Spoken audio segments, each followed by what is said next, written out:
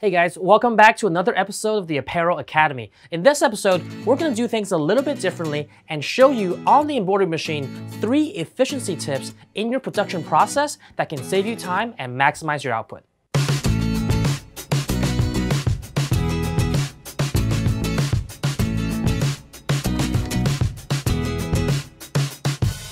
Okay, so before we get started, if you like content like this, make sure to let us know by hitting the like button and subscribe to our channel to keep up to date with further information just like this. So let's jump right into the embroidery machine and show you guys the first tip on how to maximize your production output. One of the few things that people don't realize on a multi-needle embroidery machine is that with the number of needles, not only can you do more colors if your customer requests a multi-color design, maybe something with 8 to 12 colors, a multi-needle machine is perfect for doing that, but also it can maximize your efficiency by having preset needles of different types to allow you to do different garments more effectively. So one of the things I hear very often is that, well, someone starting out doesn't really need that many needles, but what they don't realize is that the efficiency output of a multi-needle is not just limited to the number of colors you can do, but also by presetting your needles with different types of needles. For example, ballpoint needles, sharp point needles, needles of different sizes, right? That can allow you to preset certain ranges of needles in your 12 or 15 needle embroidery machine so that you can embroider different types of items more effectively.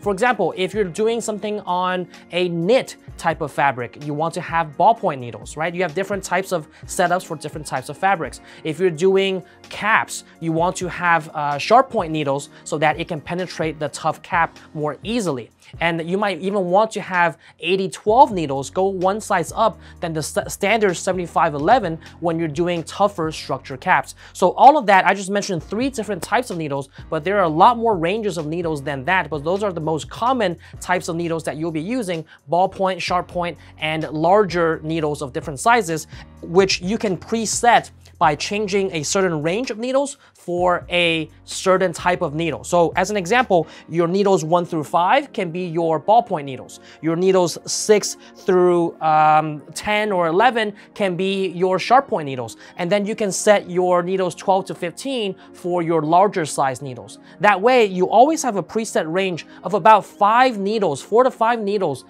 types in each range, so that you can easily switch to that range depending on the type of garment you're embroidering without having to take the time and actually switch out particular needles based on the particular colors that you're doing. All right, now the second tip that I will give you guys is regarding the hoops that you're using. Now, most commercial embroidery machines will come with 2 hoops of each size. And the reason is very simple. You want to be able to minimize your production time and maximize your production output by having 1 hoop embroidering on the machine itself and then hooping your second garment already as the machine is doing its job. And I also want to mention that you want to maximize your efficiency by making sure that you are taking the time to clean up your finished garments while the machine is still embroidering. So a correct sequence is as follows. Step number 1, remove the hoop of the garment that just finished off of your pantograph and place it aside. Step number 2, go ahead and place the hoop into the machine of the blank garment that you just hooped. And go ahead and press start, and since all your settings on the machine is correct for the previous job, the machine should just be able to allow you to press start and start doing the next job. Step number 3, unhoop the finished garment that you just took off of the machine and hoop a new blank garment onto that same hoop. Finally, step 4, when you have finished hooping the blank apparel that's ready to go into the machine at any given moment after the current job is done, make sure that you are cleaning up and trimming any excess thread from the finished garment that you have in hand. And then last but not least, step number 5, rinse and repeat the same process over and over again until the job is completely done. So to sum everything up, make sure you're following these exact steps so that you get into the habit of doing this production process. And remember, the goal is always to never leave your machine idle and always have it running at all times. Remember, you want the machine to do the work for you and not having to scramble to complete your orders.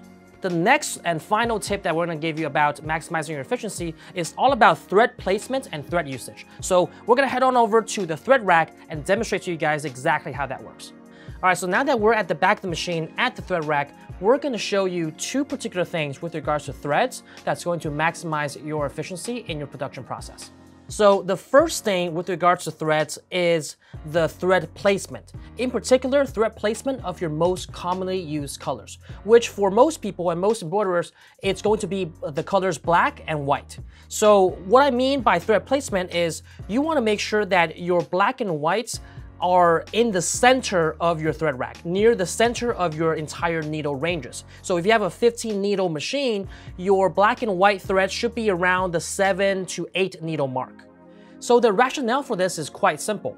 Because black and white are your most frequently used thread colors, you want them near the center of your entire needle range so that every time you change colors to your secondary colors or peripheral colors, you are shortening the distance in which the machine has to travel from your most commonly used colors to those secondary colors. So I'll kind of show you an example of what I mean by this by going to the actual thread placement on this machine on our thread rack.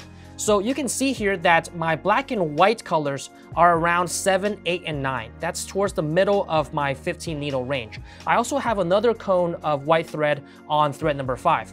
So you can see that with the placement of these most commonly used colors towards the middle of my entire needle range, when I have to change colors from my most commonly used colors of black and white to these peripheral colors on the sides, the distance from the color change is shortened. So if you have a design that is white, black, and then pink, and then green, if that's the color sequence, you are changing from thread number 7 to thread number 8, and then you are changing to thread number 4, and then back to thread number 12, or this is 13 in this case. And so, like I mentioned before, you want to shorten the time that the machine head takes to change to different colors, because that adds up over the course of hundreds of pieces that you're embroidering. So if you can minimize that time that it travels, those precious seconds adds up to minutes and then add up to hours eventually when you do a large size order. So going back to this example of having your most commonly used colors in the center of your needle range, let's give a counter example of what happens when you have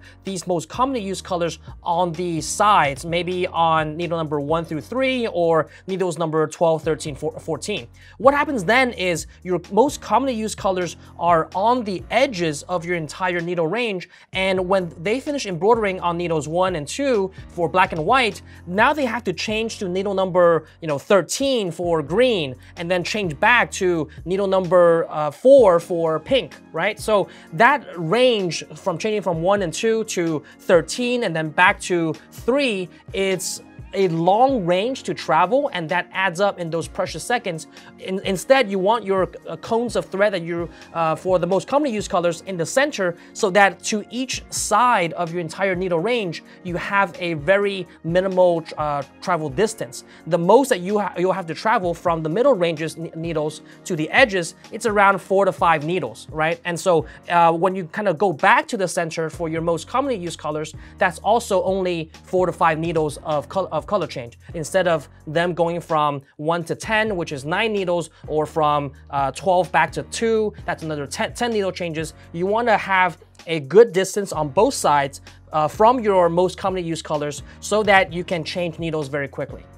So now you understand more about how thread placement works and how that can maximize your efficiency. The second part of this tip is regarding the number of cones of each thread that you should use, especially for your most commonly used colors. So you can see here in this example on my machine here, I have 2 cones of white that are very close to each other and then 2 cones of black. The reason being, if I'm using one cone of black or one cone of white and that cone runs out, I don't have to stop the machine or stop my production run immediately to change to put in a new cone of thread. Instead, I can just tell the machine to switch to my secondary cone of the same color, because that's my most frequently used colors, and continue my production process without having any downtime. Sometimes I've even seen people use 3 cones of the same color, maybe 3 cones of black, 3 cones of white, so that you're utilizing 6 out of your 15 cones of thread for your most commonly used colors, so that you really maximize your efficiency and don't have to have any downtime